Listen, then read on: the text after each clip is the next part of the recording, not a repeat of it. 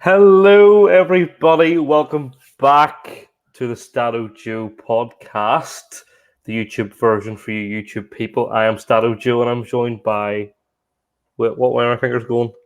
I don't even know. The Enigma, Luke Sherwin. Hello. Hello, Joe. Lovely as always to be here. Excited to talk about some football. Very exciting. Sorry, I'm still trying to get this right. I can't get the direction. There. Wow.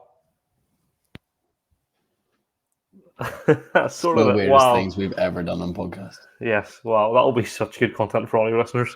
How are you keeping? How are things? Good, but I don't have a voice at the moment. But Mm. that's fine. We power on anyway, and we talk Who needs a about voice for it? Who needs a voice who for a needs a voice podcast? for a podcast. We talk about the weekend's football, regardless. An exciting week of football, especially considering Stoke became prime Barcelona on Saturday against Nottingham Forest. So that was good. Wow. I'm so delighted for Stoke who are undefeated in their first 4 games in the championship season. Fair play. And and one in the League Cup, so 5 games. Who did they beat in the League Cup? That doesn't matter, Joe. No, who did they beat? Who did they beat? I wasn't being.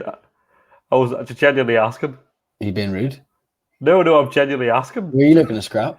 No, I'm genuinely asking who did they beat? Joe, stop being rude, all right? Oh, FS. This podcast, of course, I'll never get the answer to that.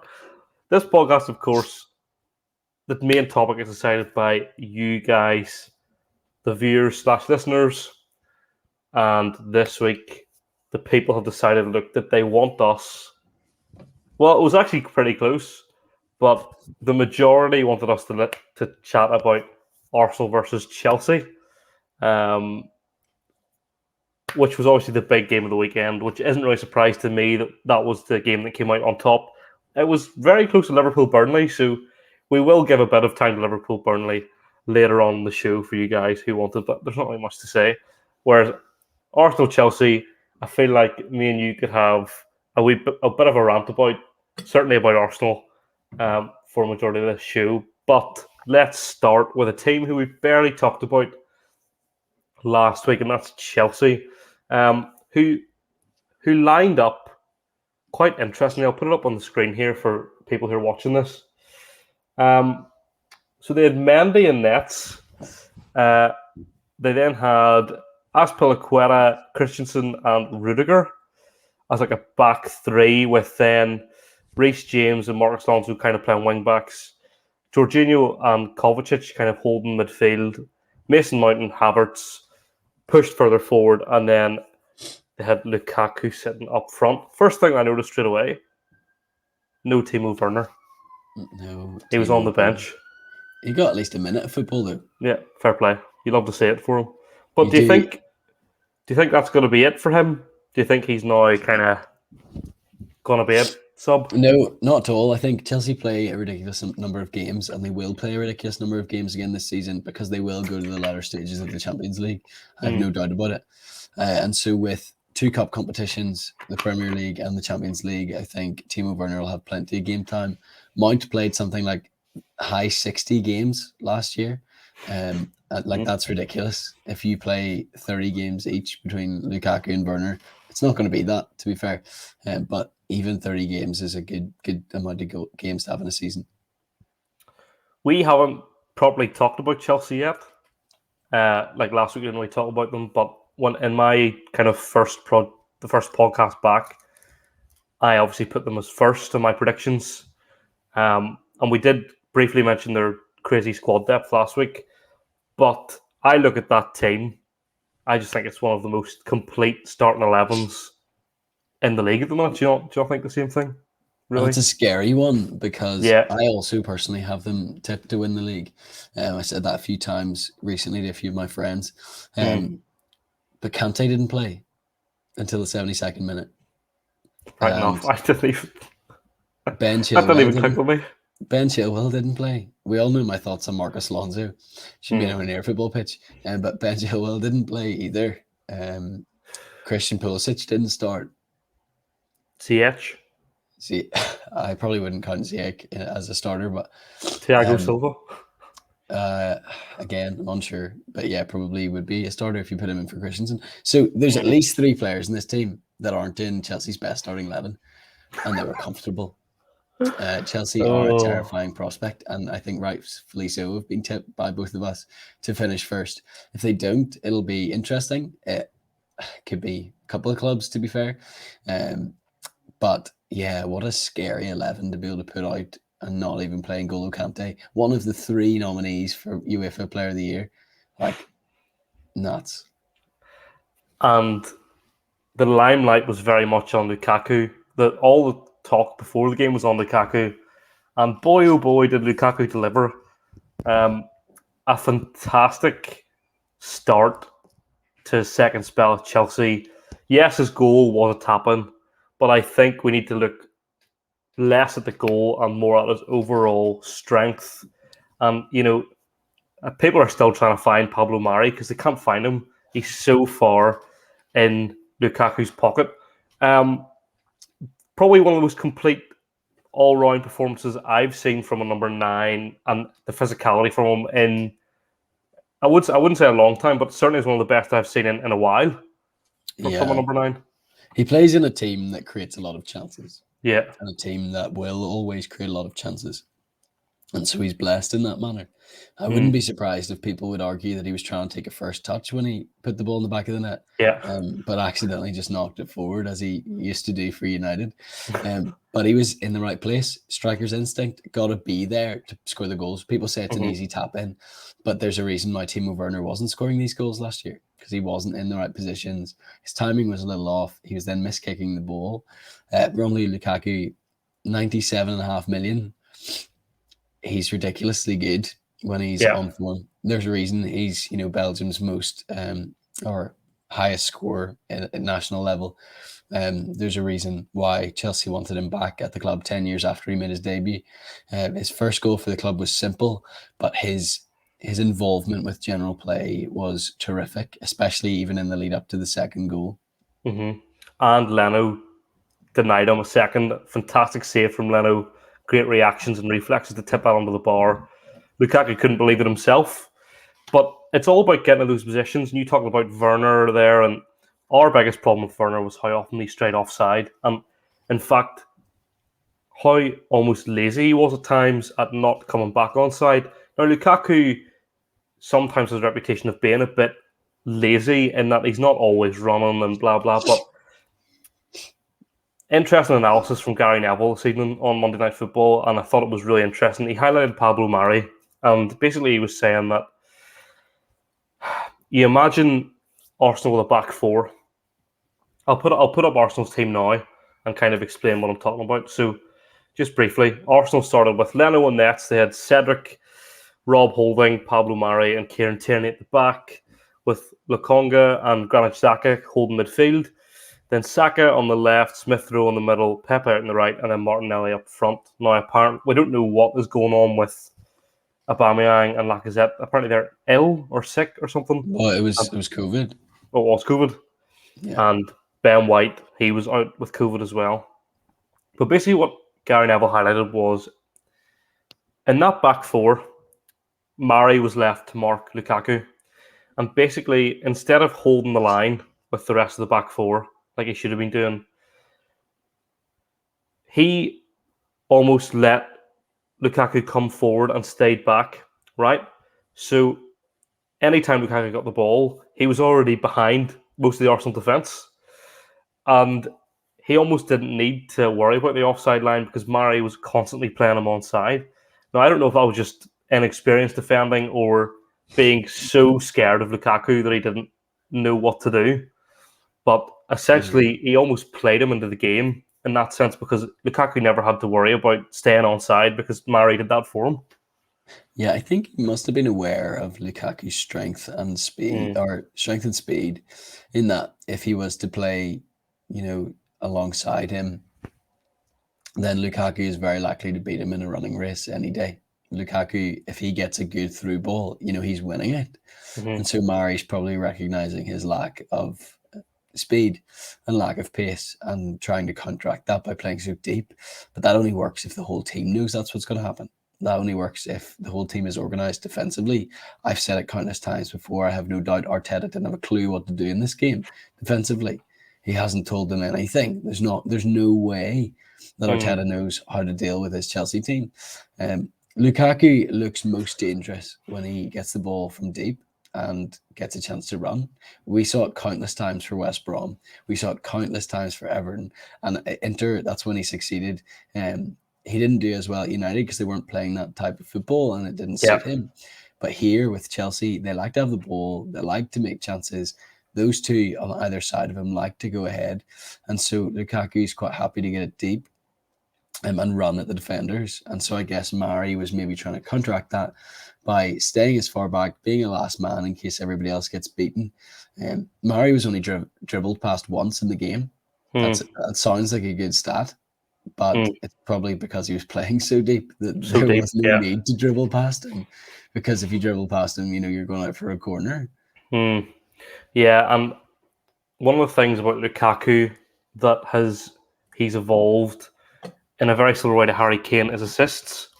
And it showed how last season the number of assists that he contributed at Inter Milan was something like, I think it was like 16 or something. It was very, very high compared to all the other seasons. And I think both him and Kane have developed that side of their game very well, where they're willing to drop in deep, play the through balls in, create chances, just as well as scoring goals. I think that's a very interesting facet of the game that's coming now, that number 9s are almost required to play both goal scorer and providers at the same time. Yeah, it just depends, I guess, on how you set up, because you're not going to see the likes of a Chris Wood at Burnley doing that, and you're not going to see you're not going to see certain players, even Callum Wilson, for example. Like, you've got a couple of examples there of a target man and a poacher, whereas the likes of a Lukaku and a Kane and even a Lewandowski are playing the more center of the team role. What could have been considered back in the day as a 10.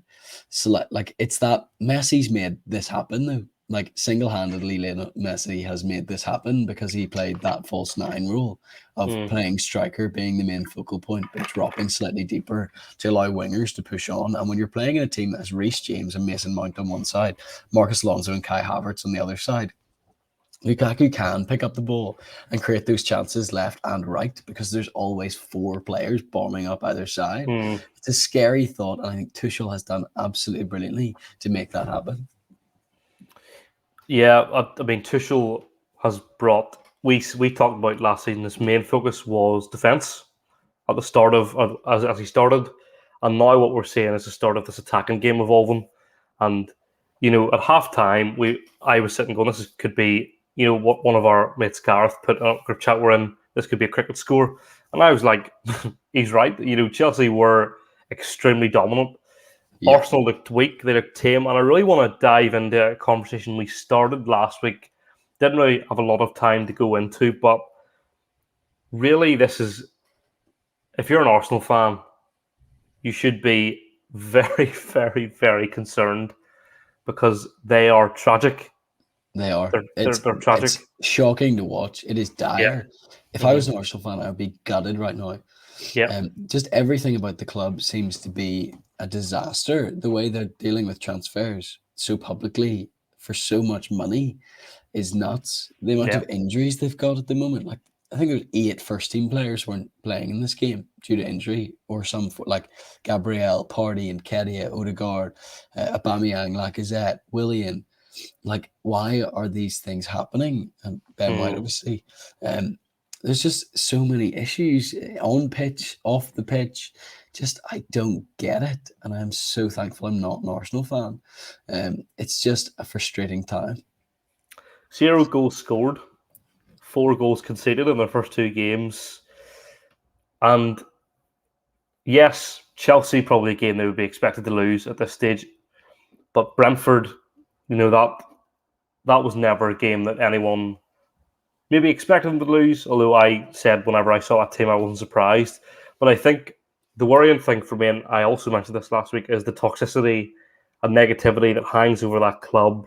That just, for me, I think that's not going away this season. It just feels like it's going to continuously hang there. And the worse it gets, as these results keep coming, right, and they get worse and worse and worse, that negativity is only going to get worse and worse. And it's going to create more pressure on the players, more pressure on the manager, which isn't going to help them because it's like a vicious cycle. They're not doing well already. It's going to get worse with the fans. They're going to put more pressure on the players. It's going to get worse on the pitch, so on and so on and so on. I really do worry for Arsenal this season. I really do. No goals scored, 2 losses of their first 2 games. It's the first time in their 117-year history that this has happened. That's shocking. It's really poor. They're in the relegation zone at the moment. Obviously, that means not much because we're only 2 games in. Yeah. But if I was Arsenal 10 years ago, I would be looking at those 2 games and almost expecting 4 points minimum. Yep.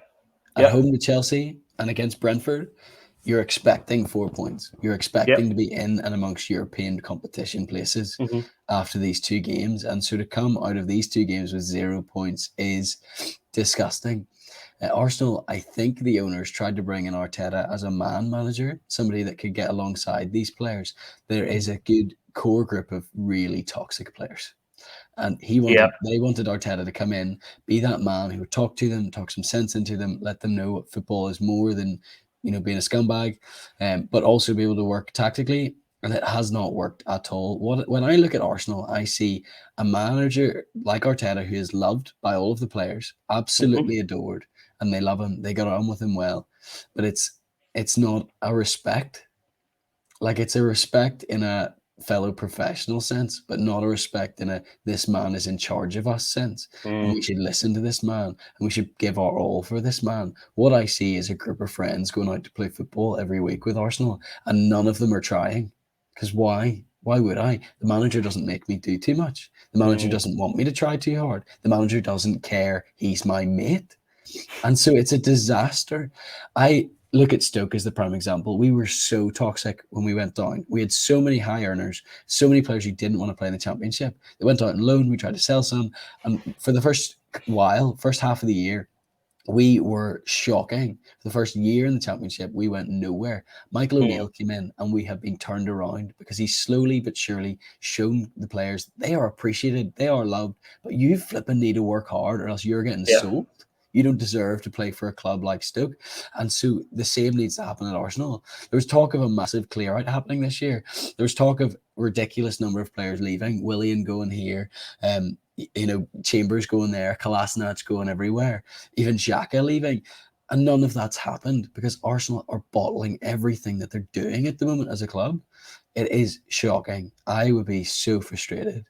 And so, I think they need a manager like Antonio Conte, who's going to come in, put his mark on the club, tell them to get to flip if they're not going to play good football.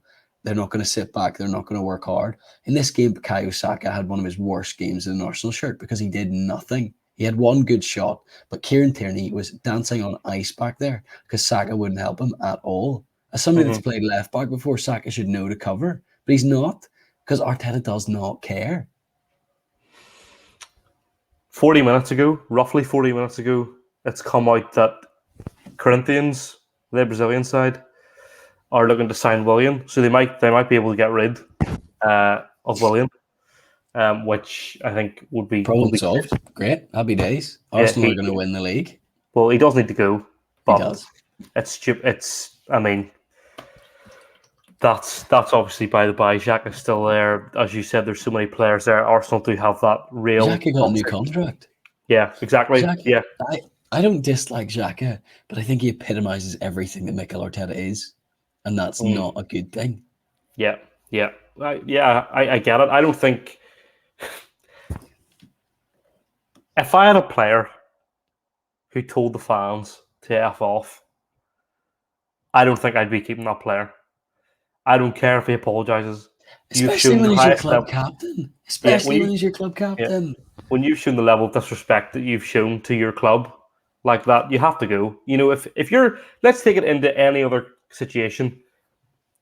If I'm at work, and slightly different, but if I tell the kids at work to F off, I'm not staying at work. I'm getting sacked immediately. It's... I just can't believe they kept him. I really don't. And the Arsenal fans don't like him for obvious reasons because of things like that. Some This have isn't, grown to like him. Some have yeah, grown to like him again because he puts in a solid performance every now and again, but he's a mediocre consistency that mhm. leads to Arteta liking him because every now and again he'll shoot. Every now and again he'll put a good pass in, and that's okay because he tried his best. Yeah. Yeah, and this isn't supposed to be like a anti-Arsenal conversation, but it is just that there's so much wrong with the club, and it's Yeah, like it's worrying. Arsenal are obviously an established name who are. I think we're witnessing certainly some of a decline of yeah, Arsenal Football Club, and there needs to be a shift in expectations from their fans as to where they're actually going to end up. yeah, Because when you look at those two performances, a top half finish would be very good for Arsenal. yeah. And I predicted them to finish seventh, and that was me being generous because I was thinking like they don't have European football, so that might work in their benefit. But I don't know if it will because they don't look passionate, or they don't look like they want it. No, Um, but they've got a good group of young players, which is exciting. yeah, yeah, You look at their starting team. Rob Holding has never been good. Like no, I like him, I do. Scarier now that he's shaved his head, but he's not a bad player, but he's a mm, mid-table Premier League player. Absolutely, Pablo Mari actually I think plays relatively well a lot of the time. yeah, so Kieran do I. Tierney is a superb player. I love Yeah, Kieran Tierney. Cedric absolutely, Suarez wasn't good enough to play for Southampton. I know. What he was signed as a backup right back at Arsenal, and now he starts. Mm, What's going on there? Lakonga, I think, is good because he's young. Smith Rowe, Saka, Martinelli, all young, all will be good. But when Xhaka and Pepe are your experienced players going forward, like you're not going to expect much. There's a lot of play. You look at the bench. Let's look at Arsenal's bench. Aaron Ramsdale, Callum Chambers, Tavares, Kolasinac, El Nene, Maitland-Niles, Aubameyang, Reece Nelson, and Balogun. At least four of those players shouldn't be at the club. At least four of those players were rumoured to leave this summer. El Nene should be gone. As soon as Lukonga was signed, El Nene should have been gone. Kolasinac should have been gone. They signed mhm. Tavares to literally replace him. Why are they both on the bench? Callum Chambers has never been good enough for Arsenal. Uh, Personally, Aubameyang hasn't showed it recently. There's no Nope. reason to keep him on his ridiculous wages if you get rid of him. Don't think anybody would want to take him though. That's the issue. And you just see a mediocre squad full of mediocre players with mediocre depth and a mediocre manager that's going to end up in Arsenal finishing like 11th. Is Aaron Ramsdale one of the weirdest signings you've ever seen? No, he's not, because I think he's actually good. I think he's a good goalkeeper, and he's been in terrible teams. Going to Arsenal is not going to help that. He's now also Nope. in a terrible team. And he's also currently, it looks like he could be second choice, Yeah, of course, because you which can't isn't going drop to be Leno anything, after that save. which is nothing for his career. Like, who spends 24 with potentially 30 million total on a backup goalkeeper? It it's weird business. Did they not sign, or was it a loan deal for your man from Brighton? Do you know who I mean? Matt Ryan. Yeah, was that a loan deal or something? It was. Is it not better to try and get him for like 10 million as your backup keeper Matt Ryan was rather a than, free agent this summer. why would they not just, if they're And he if they're looking for definitely wouldn't backup be keeper? worth 10 million either. To be fair, he was rubbish at Arsenal last season when he played. Um, Another yeah. thing, so He this is just signed for coming into my head. Sociedad, actually, fun fact, Joe. Oh, interesting. Um, just something I've just remembered saying that really infuriated me was, I think it was about 75 minutes in. So, Arsenal are 2-0 down. Obviously, there's only 15 minutes to go. Chelsea are on the attack. Leno gets the ball. Arsenal could break, right? But because Arteta is so insistent they play it from the back, he waits. So instead of booting it upfield, trying to get up front, he waits till Chelsea get back, and then he rolls the ball out to one of the Arsenal defenders. Can't remember who, and then they almost get caught. When I played junior football, we were always told to play it from the back, except whenever it was necessary or it seemed better to hit it long. Right, play it at the back was always safer. especially junior level. It's not obviously Premier League level, right? But so I understand the play out from the back mentality, but the whole not putting it long whenever you're on the break thing, I was like, I'm out. This is so bad. What Arteta gets his team to do is like giving a child a beautiful coloring page that Yeah. has so much intricate detail, and that child colors it all entirely black, but they color it in entirely in the lines, and they do a great job of coloring in. And so the person says to them, "Great job in this coloring picture. It looks class." It's like, yes, you've done everything correctly, you've done everything as you should do, but it looks like crap because you've colored it all in black. And that's what it's like when you're playing from the back there in a situation when you should just give it long. You Yeah. use that color and you send it long because you might actually score a goal. Don't color black in the lines. That's not better. It's almost like, and I'll bring it back to Chelsea now, but it's almost like they aren't smart enough to think for themselves. No, I think that intelligence in the game is so important. Like being smart enough to think on your feet, quite literally, is so important. And whenever teams are allowed to go out and play free from the shackles of such of a manager, they often play better football. However, if you're in a position where you're 2-0 down and the manager's saying do this, do this, do this, I'd be like, this isn't working. So I'm going to try this and see if it works because we're trying to win a game here, not stick to your game plan. Yeah. Whereas Chelsea, for me, are free-flowing, very well drilled, but also, I think, given enough freedom to play their own games. And Tuchel needs a lot of credit for how he sets the team up. Especially, I think, Mason Mount in the last year has just grown into this unbelievable footballer. Absolutely. There was all those memes when Lampard was leaving of giving them the captain's armband for that FA Cup game before he left. And really, would Mason Mount get a place in Tuchel's team? And he stuck with him and he's flourished into this fantastic footballer. Yeah. But Chelsea play a really, I think, lovely brand of football. And I think that we've that title race is going to be intriguing because Man City play some excellent football. Liverpool play some excellent football. United also played great football against Southampton yesterday. I think a 1-1 draw, maybe not the fairest reflection on them yesterday. And all those four teams play excellent football. Title race now, we've seen two games. Do Chelsea really look like they've got the X factor, don't they? They really do. They really do. Even look at this game, for example. Both of these teams tried to play out from the back. And so let's look at their possession stats. Chelsea with 65%. Yeah. Arsenal with 35%. They were both trying to do the same thing. Shots on target, or shots in total, 22 for Chelsea to 6 for Arsenal. They're both trying to do the same thing. Why have Chelsea got 16 more shots than them? Passes, nearly double the amount of passes by Chelsea, because when they're playing from the back, they know what to do.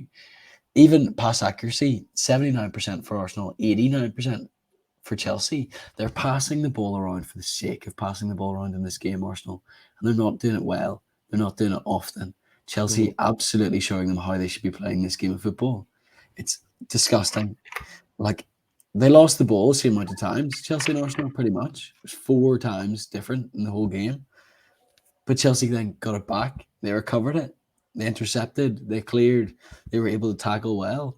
Chelsea played this style of football a million times better than Arsenal played this style of football. And I don't think that's just happenstance. I think that is entirely down to the fact that Thomas Tuchel is a superb manager and Mikel Arteta is a wannabe. Yeah, I 100% think you're right there. Really interesting as well is that as of the end of game week 2, now it's currently in the second half of the West Ham games we're recording here, but as of the end of game week 2, I think it's only 4 teams haven't scored yet, right?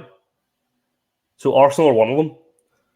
Norwich, Wolves, and Crystal Palace are the other 3. Now that is elite company to be with in your attacking stats. But the big test now for Chelsea is they play Liverpool next week. that's probably a far more serious test than what they had on Sunday. I know Arsenal are a big name, and a Chelsea Arsenal is probably seen to be a big fixture because of the history of Arsenal and the club and what they've done before. But really, the big test now for Tuchel is against Klopp on Saturday night. Yeah. Any early thoughts before that game next week? I think it'll be fascinating to see because Liverpool have looked a much better team than they had done last season. But Chelsea also look superb, going from strength to strength, winning the UEFA Super Cup, winning their 2 games so far in the league. I expect Chelsea to do very well. Who's at home for that game? I don't actually know. I think it's Chelsea. Chelsea at home could be a really big change in that game. It could really affect. It's at Anfield. It's at Anfield. Okay. Well, a year ago, if you told me it was Anfield, I would have said Liverpool will not lose. That's changed. But then again, fans are back. I reckon it could be a 0-0 because both teams have a good defence and attacking-wise can be lacking at times. But I also wouldn't be surprised to see Chelsea win the game 2-1. I think I could see Lukaku scoring. I think the physicality of Lukaku will add something to the Chelsea attack. And Thomas Tuchel loves a big game. He's got a great record against the big sides that he's ever played against, especially for Chelsea. Look at how many times he beat Man City last season. So yeah, I think Chelsea will come away with a win if it's not a draw. I personally can't see Liverpool winning this one. The Van Dijk Lukaku battle will be so intriguing. That'll be a really interesting battle. I think. I mean, I can see all 3 results happening. I always play it very safe and say it'll probably be 1-0 either way or 0-0. Usually with these big games, I think it could be a bit of a bore fest. I think they'll probably out-tactic each other, or they'll at least try. It'll be like a bit of a game of 5D chess or something. They'll be trying to plan for every single move. But I do think it's going to really... I think this game's our first look at how the title race could potentially go. Yes, we've seen, Spurs beat City, which is a bit of an upset. But I think this is the first opportunity to really see where this title race is going. Speaking of Liverpool, Liverpool beat one of the most boring sides in the Premier League 2-0 on Saturday, I believe it was. 2-0. Burnley for the first time. I think it was the first time in 23 years that I see that a team have lined up with the shirt numbers 1 to 11. 1, 2, 3, 4, 5, 6, 7, 8, 9, 10, 11. Was it the first time in Premier League history or the first time in 23 years? Something like that. It was one of the two. I think it was the first time since Charlton in the second half of a game in 97, 98, I think. Right. Wow. That's nuts. That's also what a start. What a start. It was pleasing because they were all in the correct place as well. Yeah. All the players in the right place had the right numbers, which I don't really agree. I think number 4 personally should be a centre back. I don't like that number 4 is a central midfielder historically, and I think we've seen a lot of that changing over the past few years. The likes of Van Dijk being a number 4, a hero like Phil Jones being a number 4. Centre backs generally take the number 4. But yes, it was pleasing. The average age of 29 for Burnley doesn't surprise you. Just an old team, aren't they? Yeah. They're just a hoofball team. They can play some nice football every now and again, but they're not a team that I want to watch week in, week out. No, they're... I mean, they've never been a team you want to watch week in, week out, really. They do what they have to do, and they got the result against Liverpool at Anfield last season. Not to be this year. Liverpool are easily a better outfit than they were last season. Just with Van Dijk coming back and Matip, they've got they're a bit more solid. Simicast had a great game. Who is likely that's going to be his cameo over, because it looks like Robertson will be back on the team for the Chelsea game potentially. But he has played well. I had him on my fantasy team. He was only £4 million, and I think he got me a total of 17 points over the 2 weeks. So a pretty good investment for a £4 million player. Yeah, Liverpool get the job done. Harvey Elliott started for them, which is good. They've got some young talent in there. We're obviously yet to see Konate play for Liverpool. I don't know what Klopp is wanting his first choice partnership to be, whether it is going to be Matip and Van Dijk consistently. I think that'll be interesting to see what they go for. Yeah, it's hard to know. This game, the main thing it highlighted to me was that Trent Alexander-Arnold is a really frustrating player because In what sense? he's really good going forward, but defensively he's not. And Liverpool fans can argue all they want that he is great. He was dribbled past 3 times in this great game by Dwight McNeil. He's a great player, though. He's Dwight one of the best in McNeil, the I league. do like Dwight McNeil. But I think this game showed us, yes, Liverpool can be great defensively, but it is all because of Van Dijk. Last season, when Van Dijk wasn't there to cover up for Trent Alexander-Arnold's mistakes, he was shown to be lacking. And then the Liverpool fans all said, nah, he's unbelievable. Just you wait and see what cross he puts in. I'm like, yeah, but that's half of a game for a right back. This may get me cancelled by all the Liverpool fans. I apologise.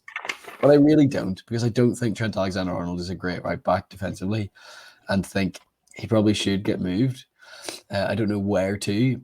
Probably maybe midfield. There was talk of that, but they've got a lot of midfielders. So they don't really need it, and they don't really have many right backs. But yeah, Trent really frustrates me when I watch him play because he gives the ball away a lot and he gets dribbled past. I think, wow, you are not a right back. I think whenever the system's right at Liverpool, he obviously fits that position well because if he's being covered by a centre back, he can get away with that, right? But as you said, he was kind of exposed last season when he didn't have that support.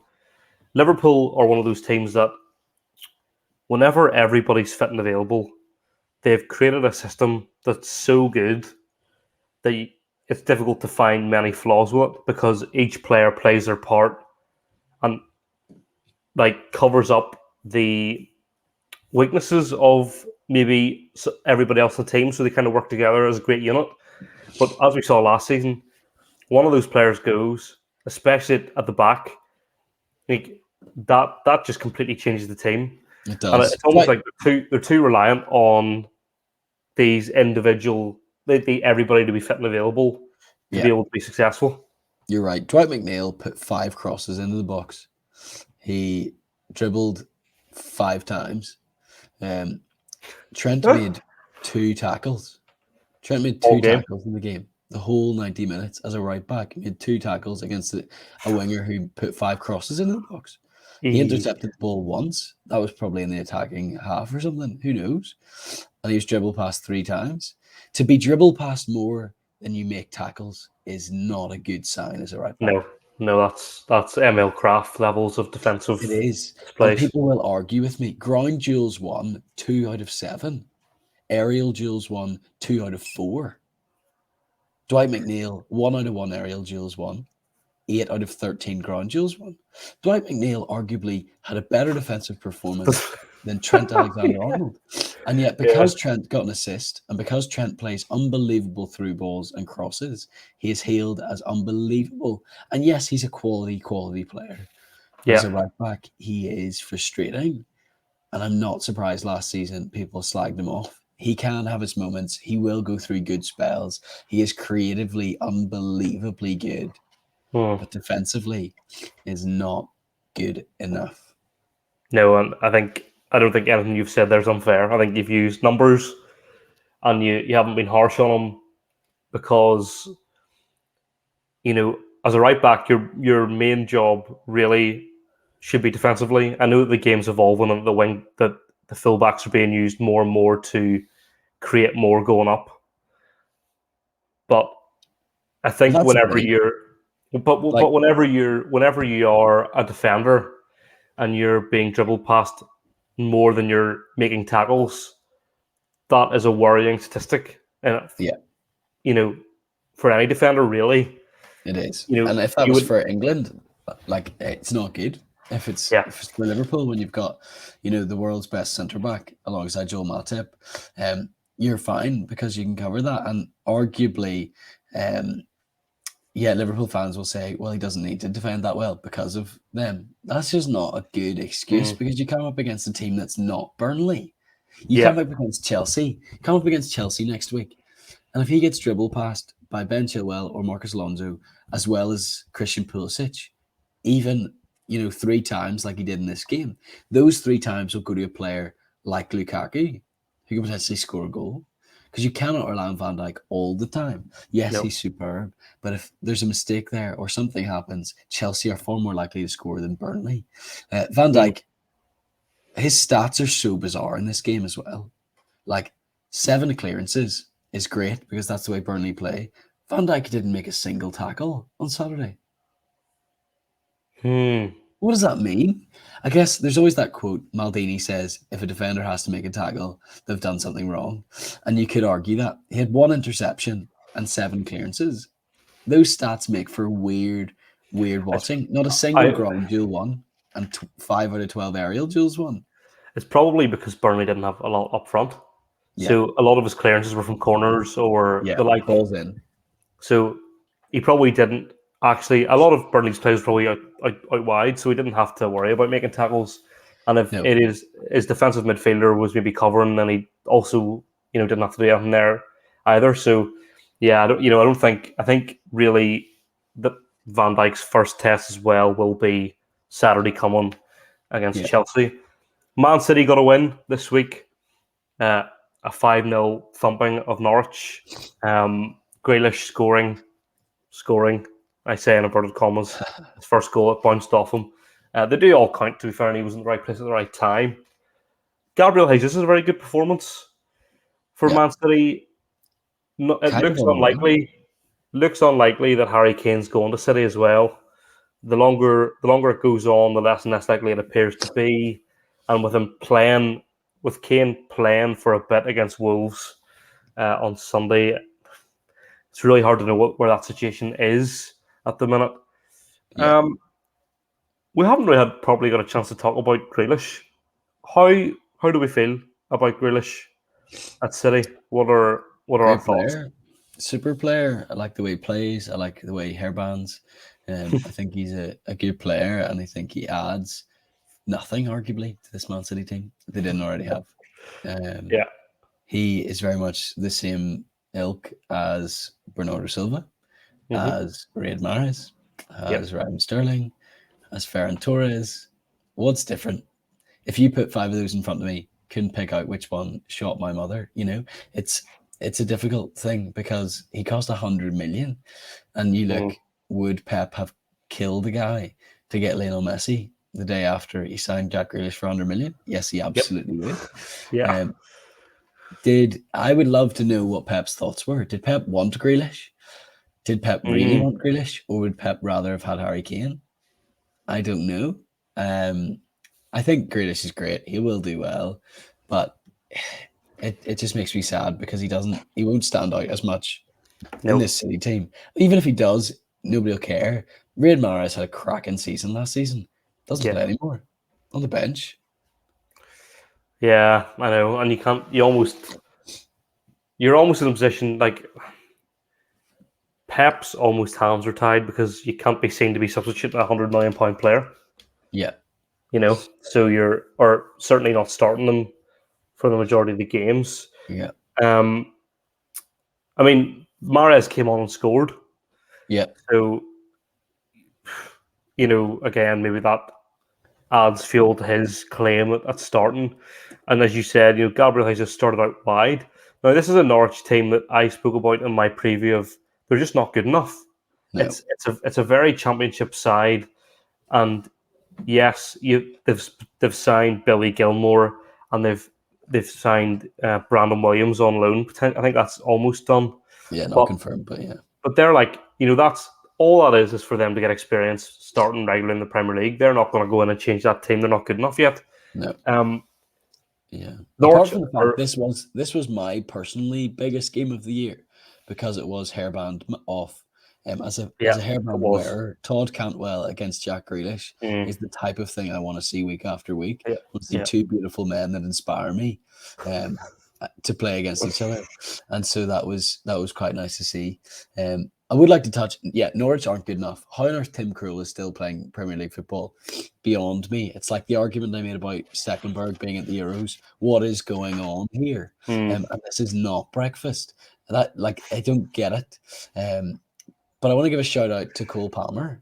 I really liked him for Man City. He came on for Gundogan in the 69th minute, 21 minutes, 14 passes, 14 completed passes, 100% pass accuracy, 20 touches of the ball. I like the way he plays, the way he picks up the ball, the way he turns, the way he gives it out. I think he actually could be quite good in the future. So Cole Palmer, nice to see a player come through the academy.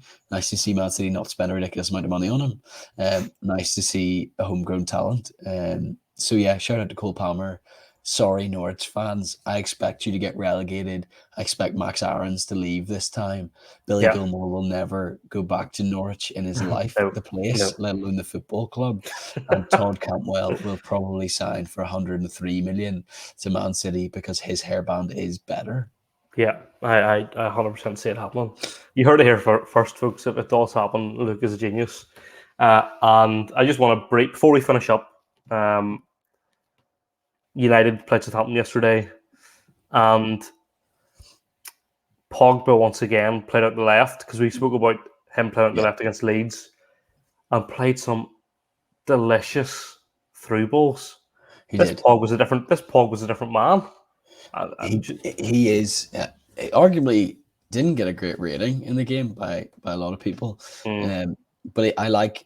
What I like is he doesn't. I don't care if he has a high accurate passes percentage, because the passes he's attempting are fun, and the passes he's attempting are progressive, and so he makes 80% passes in the game, 33 out of 41. That's great, because the ones he missed were probably a through ball to somebody to actually try and score a goal. I would take that all day, every day, over passing it here and there. 6 out of his 7 long balls were completed. His cross was completed. He's just an exciting player to watch at the moment. Dribbling wise, even 5 out of 6 dribbles were completed. And he was winning the ball back, making tackles. I think Pogba is playing well, and I like it. But this game kind of summed up for me why I don't think United are quite there yet. Well, he didn't play Varane or Sancho. Nope.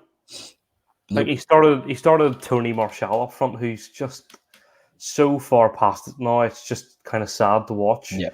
There was no McSauce. You know, he played Fred and Matic again. Interesting.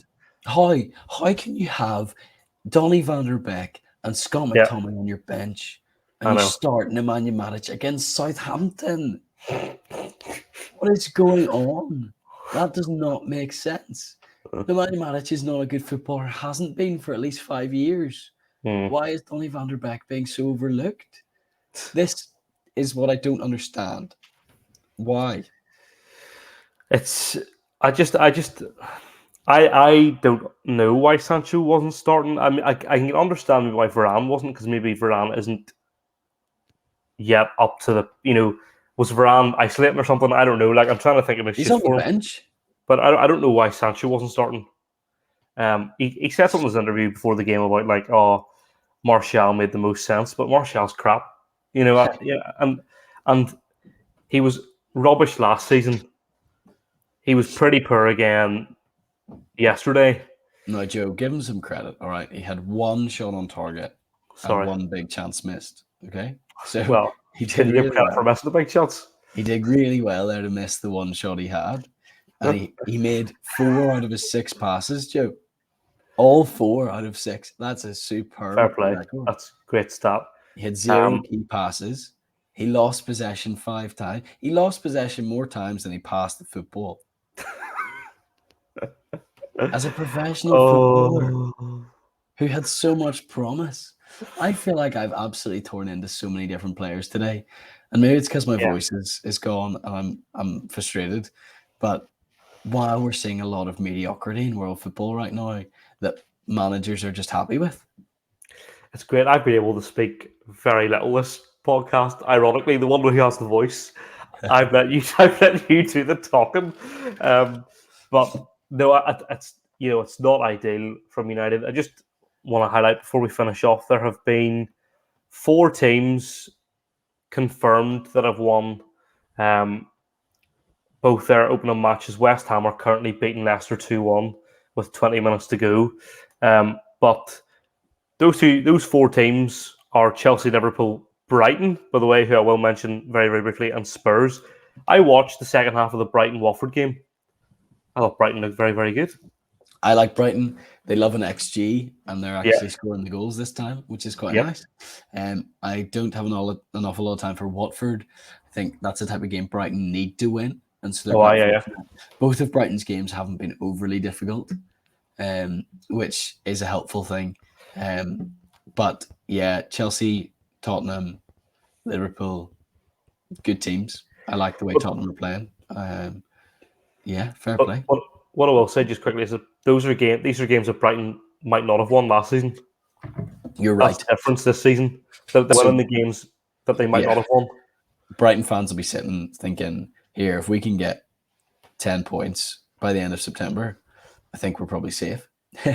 And then they can build on that, Their expectation is to stay up from relegation. But hopefully, I love Graham Potter. I actually think he's a great manager. I think he would make Arsenal a better team if he was their manager, because he actually knows how to play football. So you have a lot of time for Graham Potter, and I hope Brighton do well. It's by the sea. We love the sea. We love a Hove Albion. And so, yeah, we're excited. Well, they play Everton this weekend. Mediocre. And I think, because obviously there's only one more game left until international break, right? Yeah. And I think even if you'd said to Graham Potter, you'll have 6 points after the first 3 games, I think you would have been delighted. But there's a real chance for them to have 7 or 9. There really is. Especially at home to Everton. Yeah, so a great start for Brighton. But that will do us for this week's episode of the podcast. I really, really enjoy this format. Look, I'm not going to lie, I really love just talking through all the games. We obviously didn't mention Newcastle, but I did that deliberately. We'll be back next week. I would think that the game people want us to talk about will be Chelsea-Liverpool. And in fact, I might just decide, right, we're going to talk about Chelsea-Liverpool. Well, City play Arsenal. We'll see what happens. That could be 23-0, so we could talk about that. That's true. But anyway, there will be plenty for us to talk about next week. Look, thank you so much for joining me. Thank you so much, you guys, for watching and listening. We really appreciate everything. And we will be back next Tuesday, all being well, for another episode of the podcast. Have a good week, guys. All the best. Bye.